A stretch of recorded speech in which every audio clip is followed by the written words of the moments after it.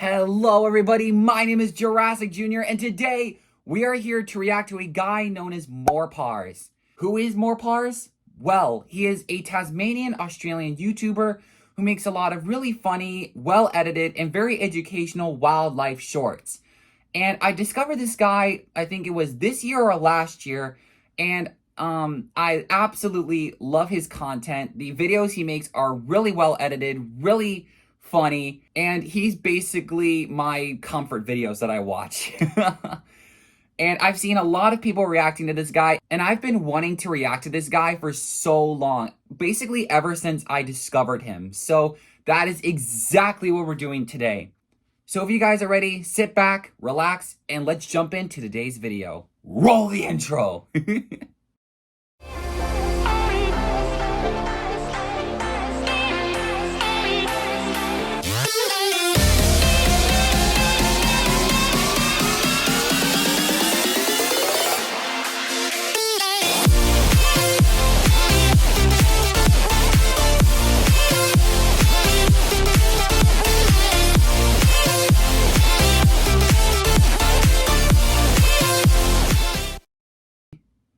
So guys, with the intro out of the way, and before we jump into the video, I just want to say real quick that if you guys like what you guys see from MoreParz today, I want you guys to do me a huge favor, and right here, go subscribe to his channel, show him some love, show him support, because honestly, he deserves it. The amount of time and editing and effort he puts into making his videos, I really respect. So that's all I'm asking for you guys. So again, if you guys like what you guys see, show him some love, go subscribe, and if you guys want to, you can guys let him know that I sent you over. So guys, without further ado, let's jump in to MoreParz. Australia's scariest spider is hiding a deep secret. Oh? But what is it? Well, introducing the Huntsman, native to land down under, and the #1 cause of tourists absolutely shitting themselves on camera. And look, in defense of said tourists, I will be the first to admit, yeah, this looks scarier than a f***ing job application. Those gangly ass legs and the hair make him look like Slender Man's testicle. That's not wrong. But back to one of those previous clips, with that clip where the huntsman spider was on the roof and then it did like a back jump at the guy that was holding the camera, I would be out of there so quick. I would be like that guy in the video. Okay, I'm not scared of spiders, but the huntsman spider and the way it just looks like, it just looks so gangly, and like, it just looks like a spider that, yeah, a lot of people would be scared of when they think of the word spider. But yeah, jeez, okay. All right, let's go. Now, as if having a negative charisma stat wasn't bad enough, I regret to inform you that the huntsman spider grows up to 30 fucking centimeters in size, making it the largest spider on the planet by leg span. Oh my god. And legally allowing Subway to market him as a foot long. Now, being the spider equivalent of a Ford F-150, you'd think he'd have the common decency to be slow, you know, tank build. Unfortunately, the huntsman is turbocharged. Now, it's usually at this point in the video that I would inform they're really fast. that he is also highly venomous, because it's Australia. However, that's his big secret. The huntsman is a big sweet. Oh, cute! You see, despite looking like an SCP, huntsmen are incredibly timid, and on the rare occasion they do bite, their venom is harmless. In fact, seeing one of these bad boys in your house is a blessing in disguise. But yeah, on the other hand, if I was to come around the corner and just see that big dude just chilling on the side of my house, I'm like, I wouldn't try to like take him outside, or like, a lot of people would probably like want to take him outside or obviously kill him and throw him down the toilet. But honestly, I'd be like, I would have been like, okay, bro, there's got to be mutual respect between you and I. As long as you take care of the mosquitoes and the flies, my boy, you're allowed to stay. I'll let you pay rent. All right, let's go. Because if you see a huntsman in your home, I guarantee you won't see any annoying ass flies or mosquitoes because he's eaten them. You see, he understands he's big enough that he should be paying rent, and so he contributes to the household in pest control. I personally have had one of these bad boys as an What? 8-legged roommate, and I can tell you, Oh they're my pretty gosh. good company. Except for the part where they cause car crashes. Wait, what? Yeah, you see, huntsmen like to hide in tight spaces. Oh, and cracks, I know and where they this do it is by going, I flattening out their think. body to fit into the gap. Now, in the house, that usually means you'll just find them behind a painting, but when you're flying down the highway at 110k an hour and decide to flip down the sun visor because God is trying to flashbang you, yeah, they like to sleep in there and you've just dropped one into your lap. Now, whatever you do, don't panic or you're going to crash the... No, I would have crashed the car. I would have crashed the car. I would have been going.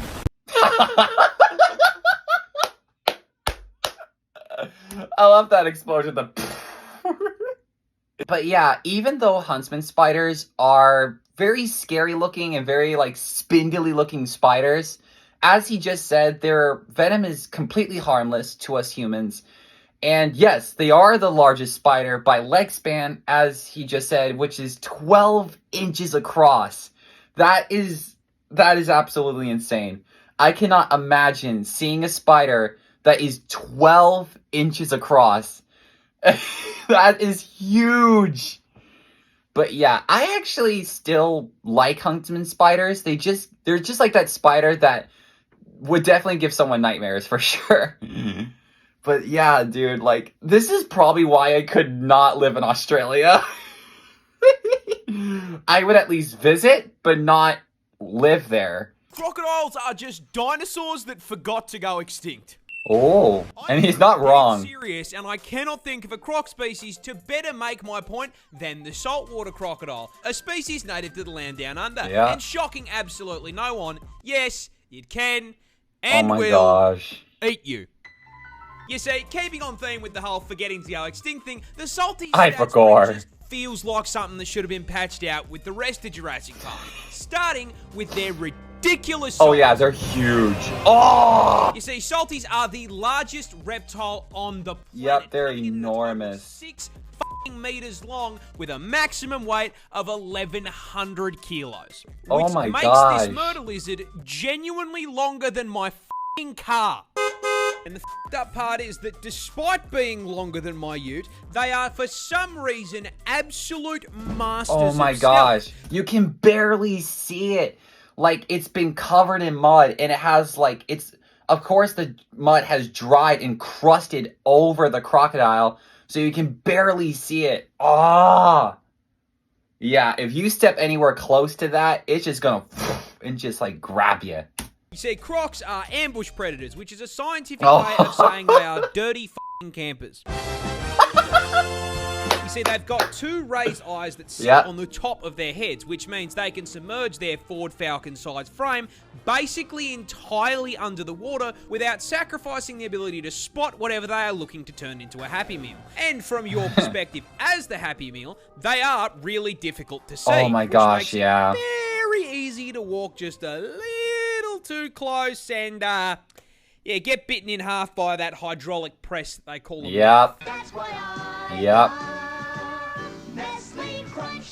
That's right, just like any good camper, these scaly arseholes are packing a one shot in the form of one of the highest bite forces of any animal on the planet. Having been recorded at putting out a maximum of 3,700 psi of force through their jaws. That's crazy. To put that into context, your skull will crack at 1,100 psi, so a croc would pop your head like a watermelon. And if you... That is more than true. Crocodiles do have the largest pound-for-pound bite force in the entirety of the animal kingdom. As he just said, they can top out between 3,000 to 4,000 pounds per square inch of jaw pressure. And for comparison, the highest pound-for-pound bite force in the mammalian kingdom is the spotted hyena, which only tops out between 900 to 1,000 pounds per square inch. That is the closest thing we're ever going to get to a T-Rex. you don't immediately get folded by the first bite, those jaws will latch onto you as the croc begins a death roll, spitting its ton of body weight like a washing machine until whatever part of you it has decided to eat snaps off and is added to its protein goals. But the best thing about the crocodile is their build is so f***ing good They have genuinely been around with very little evolutionary change for 65 million years. Which means I grew up watching Steve Irwin wrestle dinosaurs for fun. Rest in peace, you absolute f***ing legend. I agree. Like, Steve Irwin was the GOAT. He was the best, the GOAT of animal conservation. He did so much for animal conservation, and his favorite animal, which was the crocodile, the saltwater crocodile. And, dude, I miss him so much, man. It's so crazy to see now how his family has carried on his legacy, ran that football up, and how much Robert seriously looks like his dad. It's so crazy to see how much Robert looks like him. Also, I'm just really happy for the entirety of the Irwin family and Bindy's daughter Grace, that she gets to live in such a wonderful family, and it's great, man. But yeah, he's an absolute legend. I grew up watching The Crocodile Hunter, and I even watched Crikey It's the Irwins when it came out. So yeah, I miss him so much, man. Most snails aren't scary, except for this one.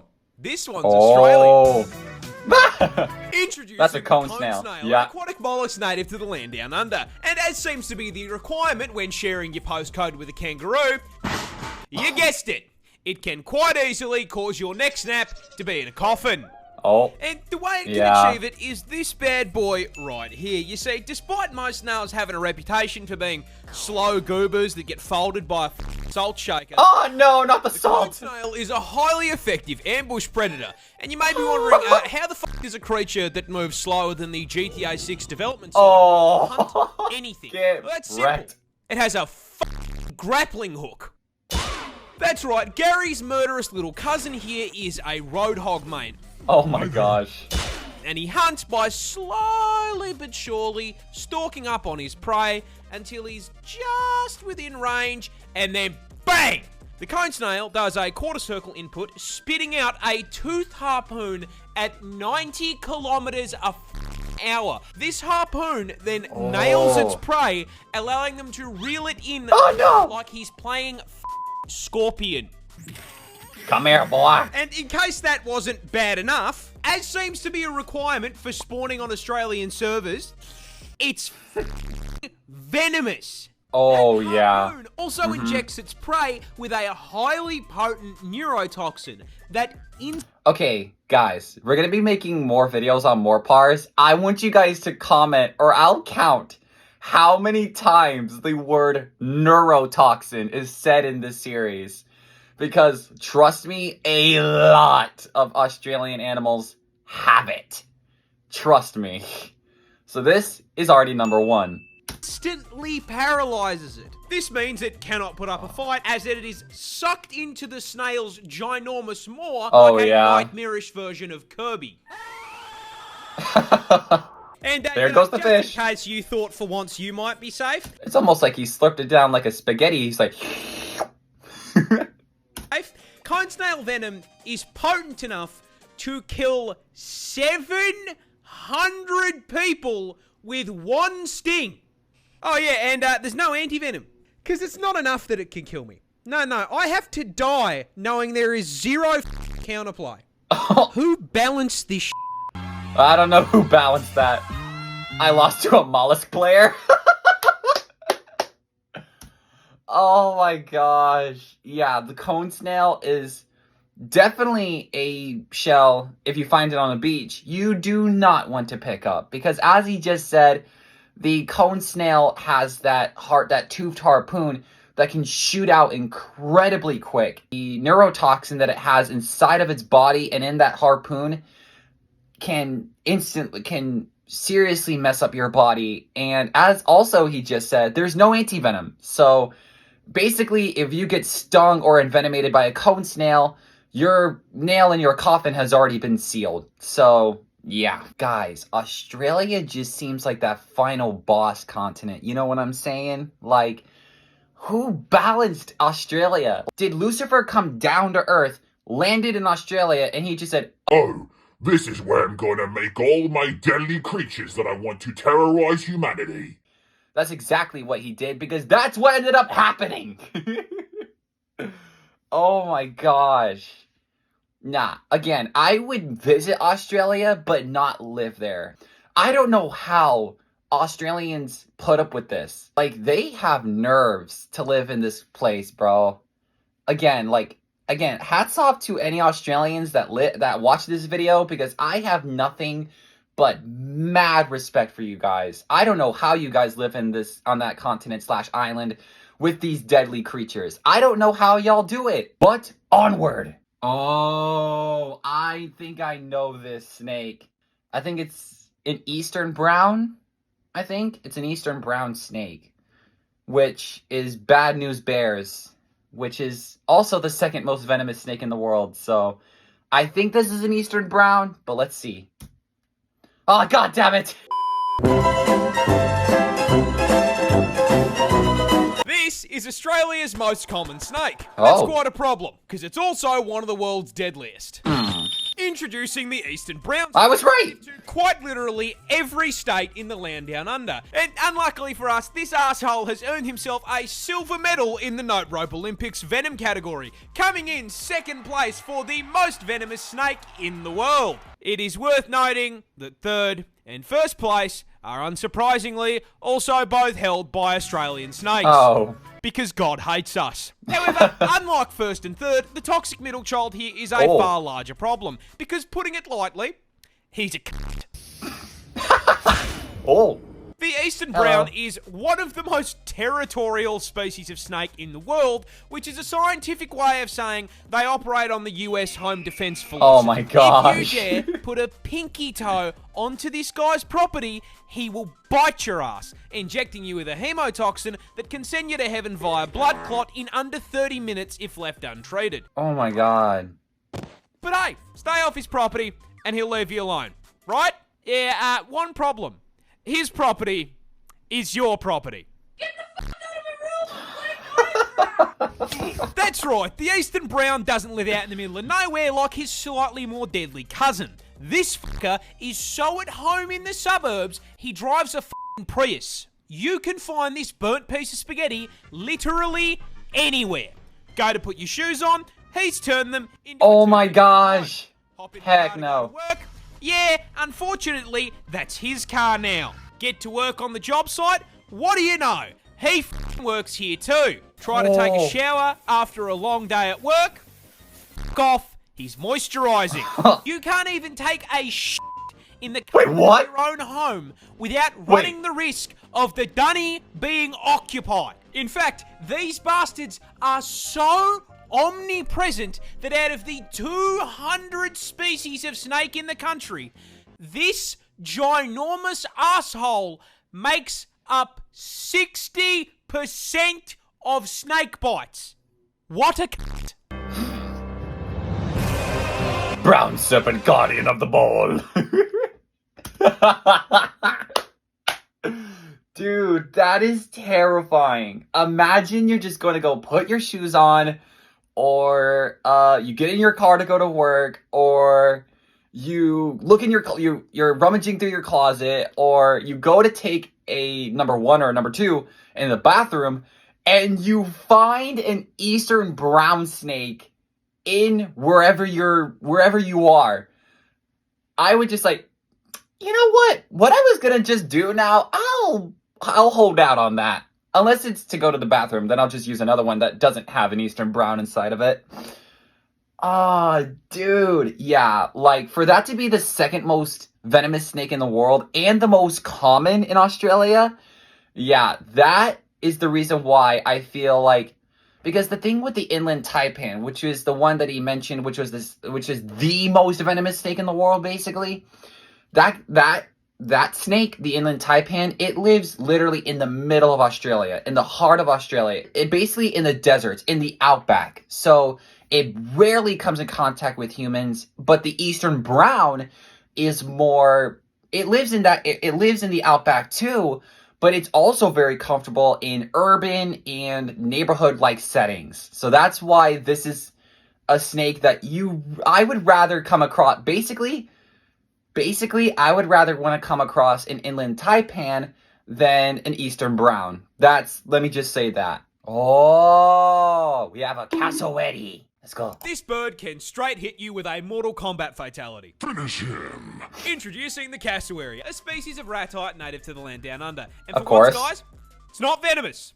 Can still flatline you though. Oh, and I'm yeah. gonna tell you how. You see, these neon chickens belong to the same family of birds as the emu, and as such share their impressive size, coming in at a solid 79 kilos and growing up to 6 feet tall, meaning What? the short kings in my audience could, in theory, mount these things like a chocobo. But what makes them stick out from emus? Well, you see, the cassowary... So, for any of my short kings in the audience that watch this video, you can ride that thing like a chocoboto. Or a chocobo? Yeah, I think it's pronounced chocoboto or a chocobo. It's one of the two.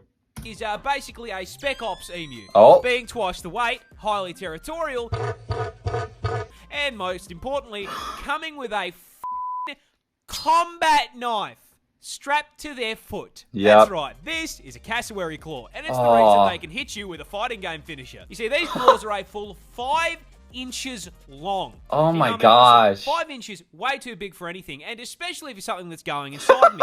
And if you anger the tactical assault turkey, that is exactly what you're gonna get, as their go-to defense method is to kick you square in the gut with that kitchen knife and attempt to disembowel you. And I mean, even if the kick doesn't put your insides on the outsides, that kick is still going to send you flying, which can cause some fairly major problems. Problems like the incident that occurred in 2012, Wait, what? where I you not, a cassowary ran up behind a random tourist, hit the heavy attack button, and kicked the guy down a small cliff into the ocean. Wait, what? I mean, Oh luckily no! he survived, but the fact that I live in a country where at any point I could be hit with a sneak attack by a kaiju turkey is terrifying. Wait, what? Cassowaries are wild. I did hear about the incident that he just mentioned, but oh my gosh. People say that the cassowary is one of the species of ratites you really don't want to come across. Because again, they're twice the weight, highly territorial. Basically, they are the closest thing we have to a velociraptor or a Utah raptor that we have today. So, yeah, if anyone was to ask me which one I would rather come across, an ostrich, an emu, or a cassowary, I would rather want to come across an emu and an ostrich. I would not even dare. I would be seriously brain dead, out of brain cells even, to mess with a cassowary. I would not even dare mess with a cassowary. Because, again, those claws on the cassowary that he just mentioned are no joke. They can disembowel you. They can really mess you up. So, yeah, basically, moral of the story, do not mess with a cassowary. Aussie farmers thought they were being attacked by aliens. What? But what was actually causing it is so much funnier. This is a wallaby. Oh, The wallaby! kangaroo's vertically challenged little cousin. Now, to get a little more specific, this is a Bennett's wallaby. A Bennett's? Native to my home state of Tasmania. Australian, Alabama. Very important to the story. Tassie is home to a lot of things. Beautiful views, a seal with a felony record, and... Neil!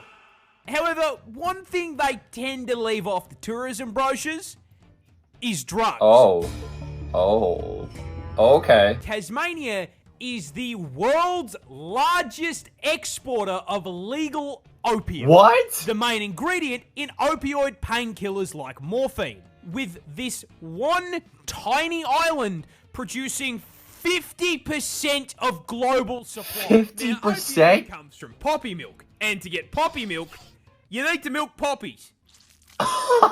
And to produce that 50% of global supply, Jesse, we need to Tasmanian grow. farmers grow huge fields of these things across the north of the state. Oh. However, because throwing these flowers into a crafting table gives you narcotics, these fields are legally required to be under extremely tight security. I can Which is understand. why these same poppy farmers became extremely confused when f***ing crop circles What? showed up in the plant equivalent of a f***ing Town Hall 9 Clash of Clans base. They were, understandably, absolutely f***ing bewildered. I could understand that. Some people I would be. even thought it was aliens. So to figure out whether or not it was a Halo Elite drawing this shit, they set up some cameras. And what they saw was this little shit I know. breaking into the field, eating the milk-filled buds, getting absolutely f***eyed, and then hopping in circles until he passed the f*** out. They thought the f***ing Covenant were invading, and it was a drink-driving wallaby. That's brilliant. Oh my gosh. So, wait. These Bennett's wallabies break into poppy flower patches, and they get high off of poppy flowers and the opium that's inside of it. Oh, that is hilarious, bro. You thought it was aliens? Yeah, only if an alien looked like a miniature kangaroo. Oh my gosh, that is actually hilarious. Oh my gosh. I mean, I would also be like thinking like, what the heck happened here? If I was to come to the poppy flower groves and see huge like crop circles in the middle, I mean, yeah, I wouldn't jump to the conclusion of an alien, but I would be like, well, something's obviously going on here.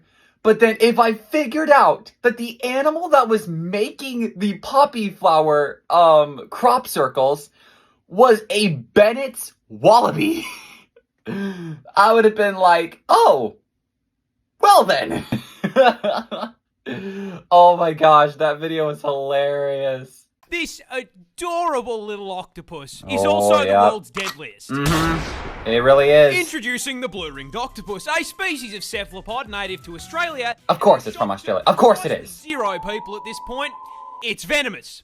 Because of course it's fucking venomous. Why wouldn't it be venomous? That'd make my life way too fucking easy. Now, to its credit, unlike most of the toxic bullshit in this hellscape I call home, they at least have the common decency to be coloured like a fucking neon sign. Yeah. However, it immediately loses this credit by being the octopus equivalent of a fucking hobbit, coming in smaller than a 50-cent coin.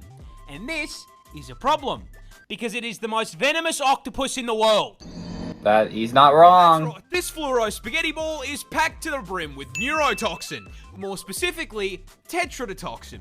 You know, the same shit that turns cooking a puff fish into a quick time event? Yeah, these little guys are packing it too. However, because it is Australian, the blue-ringed octopus is on violence timing and is the only animal in the world to use this shit as an offensive measure by way of a venomous bite. But what does the venom actually do? Well, imagine you're wading through the rock pools with the homies, and you accidentally disturb this little gentleman's residence. Oh, the blue no. ring, taking the American approach to home defense, Oh, no. searches onto Stop. your and bites you. Best part, it's completely painless. So if you're distracted by how thick your mate's looking in those speedos, Hey, yo. you aren't going to feel shit. That is, until your face starts tingling like TV static. It's warm out here under the sun, but you weren't sweating like this 5 minutes ago, and now you got a headache. You start to feel sick, weak. You go to call out, but your voice comes out slurred like you just knocked back a bottle of vodka. 2 shots. Vodka. I know this meme. I know And then this. suddenly, your legs come out from under you, and you hit the beach. Oh no. Fun fact about tetrodotoxin. It's a paralytic. Freezes up your muscles one by one, starting with your arms and legs, which is why you're kissing the sand. You know what else is a muscle? Your diaphragm, the muscle that controls your breathing. And yeah, turns those bad boys off too. That's and horrifying. So your chest stops rising and falling, and you suffocate to death right there on the beach. Oh man. Now, you may be wondering, how come no one called an ambulance? That's easy. They didn't have time to. You went up to meet your ancestors in under 20 minutes. God ordered your ass with same-day shipping, and this little fucker delivered. Employee of the month. Cheers to the blue ring. Yeah, the blue ringed octopus is no joke. I made a 3-part video to this guy on my TikTok, and oh my gosh. The venom that can be found inside of a blue-ringed octopus is 1,200 times more toxic than cyanide.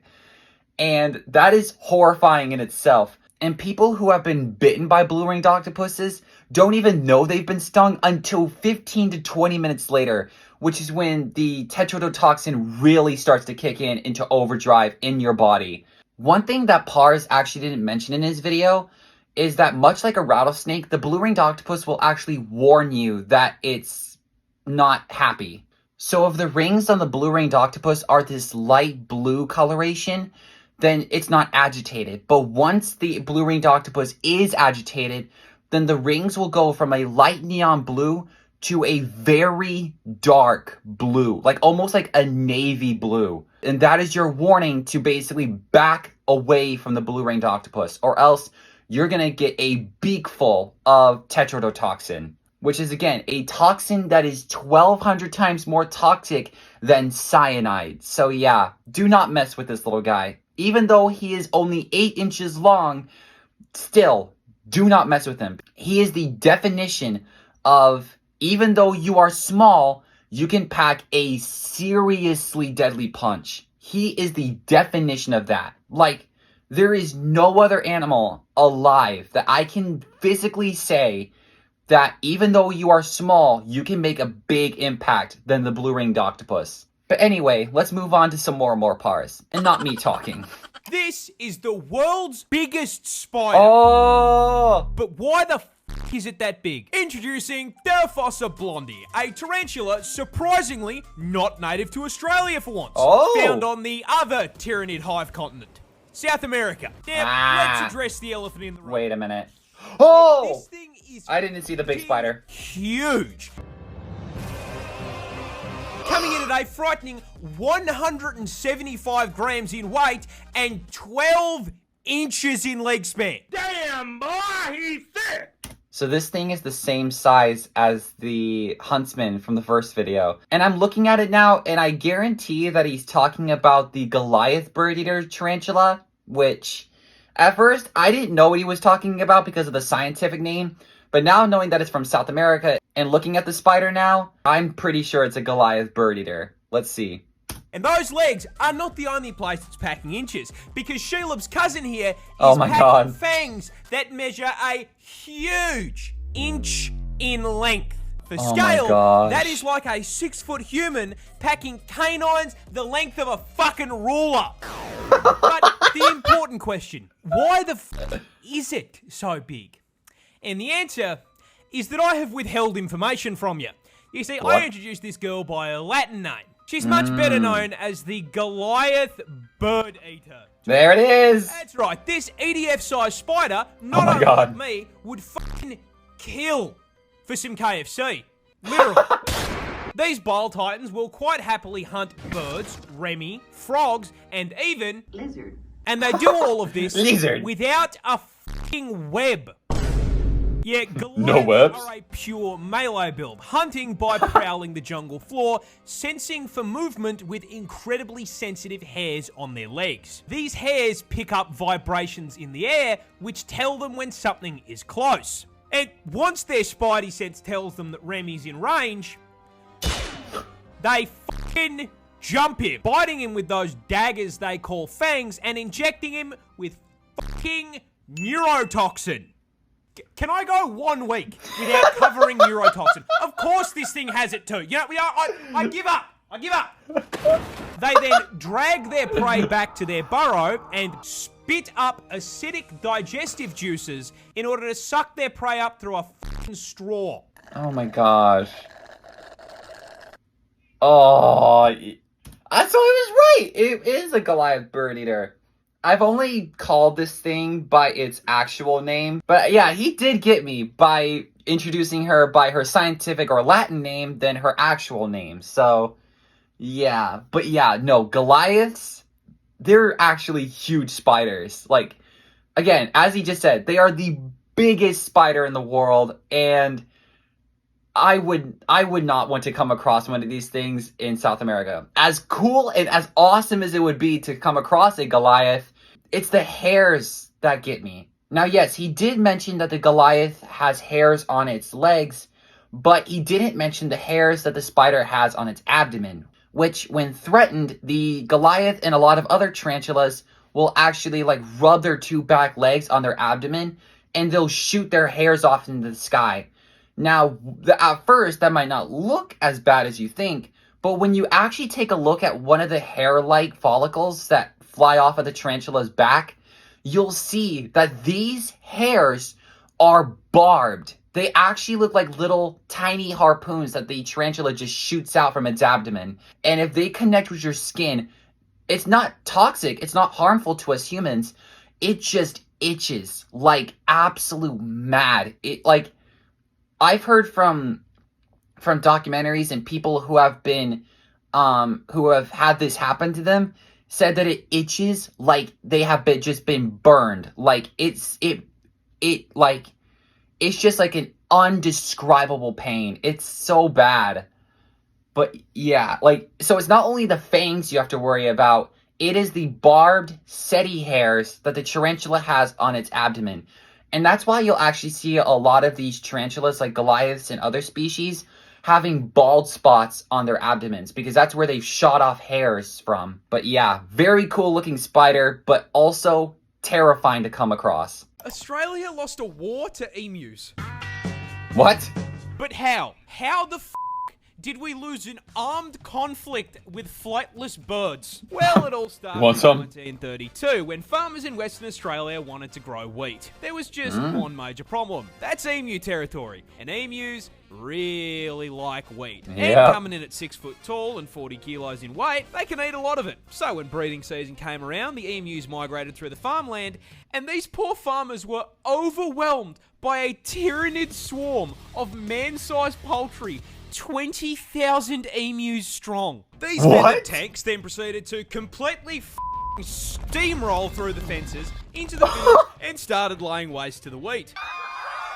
Oh no, the poor wheat! Back the initial wave with rifle fire, but their efforts were, putting it lightly, completely useless. This enormous L made the farmers pretty bloody angry, so they gathered together and went to the government to ask for help. Sir, 20,000 emus have hit the wheat fields.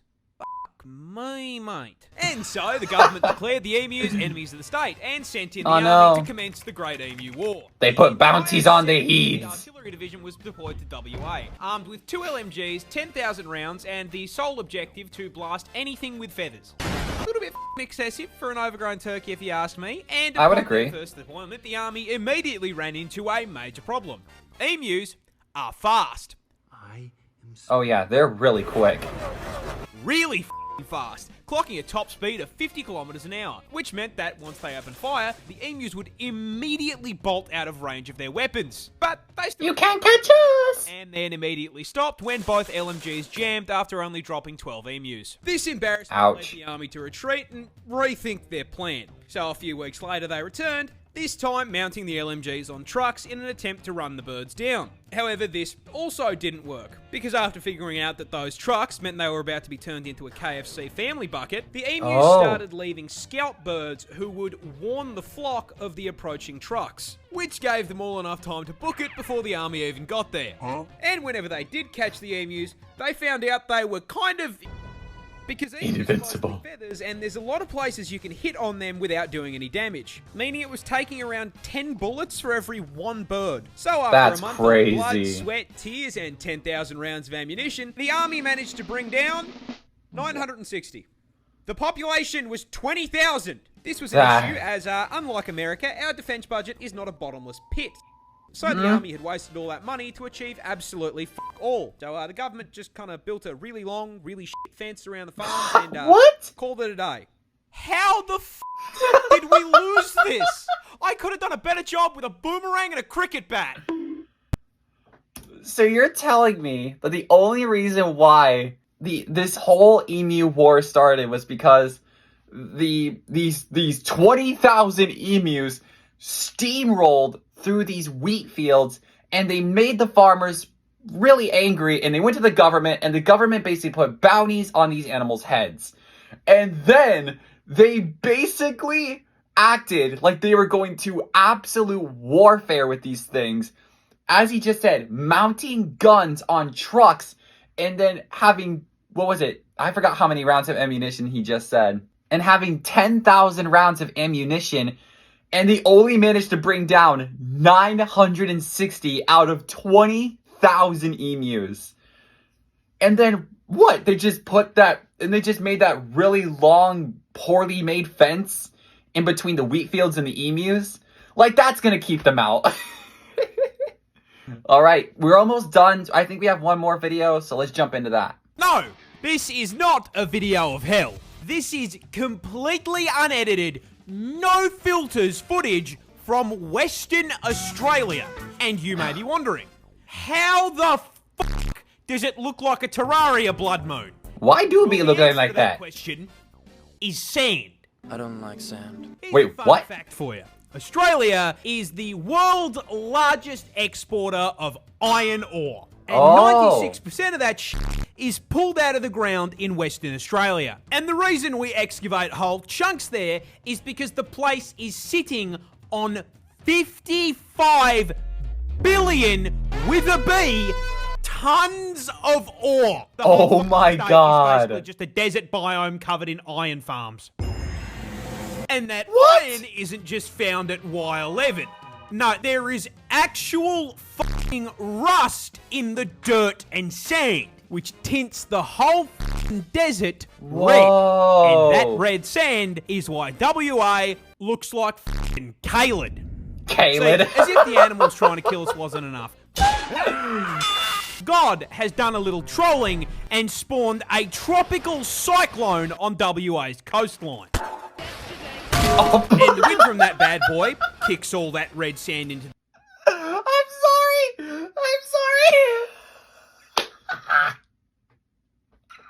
That gets me every time. Like the bong.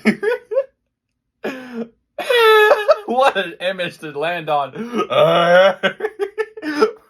Run away! Yeah, why are you that close to a giant dust tornado, my guy? Run! The air blocks out the sun and turns whatever light creeps through blood f***ing red. That is horrifying. Genuinely thought this was Armageddon, but it is just sand sending us to the tomato dimension.